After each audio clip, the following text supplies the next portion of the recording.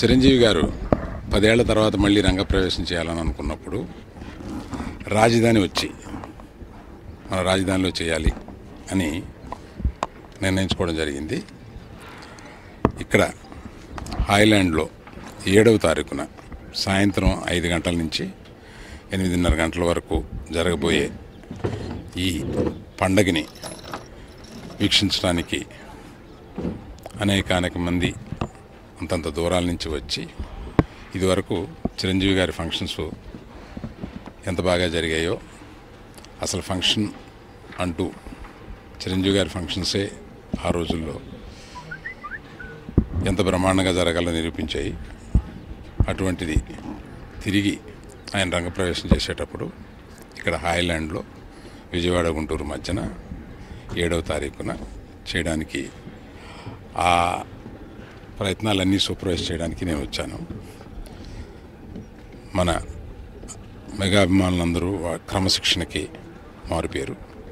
అటువంటి క్రమశిక్షణతో వచ్చి దీన్ని ఏ ఇబ్బంది పెట్టకుండా చక్కగా చూసి వెళ్తారని కోరుతున్నాను. Thank you. మీరు ఇదివరకు ఏదో అనుకున్నారు, ఆ చోట ఎందుకు చేయలేదు అని అడిగే మీ ప్రశ్నలకి నేను దీన్ని ఎక్కువ కాంట్రవర్సీ చేయడం కన్నా అనివార్య కారణాల వల్ల అటు నుంచి ఇటు రావాల్సి వచ్చిందని మాత్రమే ప్రస్తుతం చెప్పగలను. మిగతా ఏదైనా ఉంటే ఆ రోజు చిరంజీవి గారు స్టేజ్ మీద మీకు వివరంగా చెప్తారు. ఆ రోజు ఫంక్షన్కి మెగాస్టార్ ఉంటే ఇంకెవరు అక్కర్లేదు, కానీ మెగాస్టార్తో పాటు ఆ సినిమాలో పనిచేసిన అందరూ ప్లస్ మెగాస్టార్ ఫ్యామిలీలో రామ్ చరణ్, అర్జున్, తేజు, వరుణ్, శిరీష్, వీళ్ళు ఆ మెగా ఫ్యామిలీలో ఉన్న స్టార్స్ అందరూ వస్తారు. పవన్ కళ్యాణ్ ఆ సందర్భంలో ఇండియాలో ఉండలేదని తెలిసింది. ఆయన కూడా రావడానికి ప్రయత్నిస్తారనుకుంటున్నాను. ఇప్పుడు ఇంకా ఎస్టిమేట్ చేయడానికే వచ్చాను. మళ్ళీ త్వరలో దాని గురించి మళ్ళీ చెప్తాను. ఇవాళ నేను మీకు ఇచ్చే ఇంటర్వ్యూ కేవలం ఈ ఫంక్షన్కి పరిమితమై ఉండాలి, లేకపోతే మీరు హెడ్డింగ్లు మారుస్తారు. అందువల్ల ఏమి చెప్పలేదు.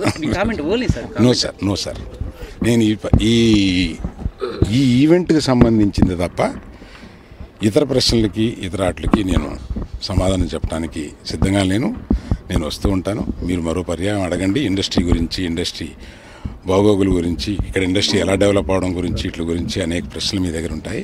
ఇవన్నీ ఇంకొకసారి చెప్తాను. Thank you. ప్రస్తుతం ఇప్పటి వరకు రాజకీయ ప్రముఖులు ఎవరూ రావటం లేదని అనుకుంటున్నానండి. రైట్.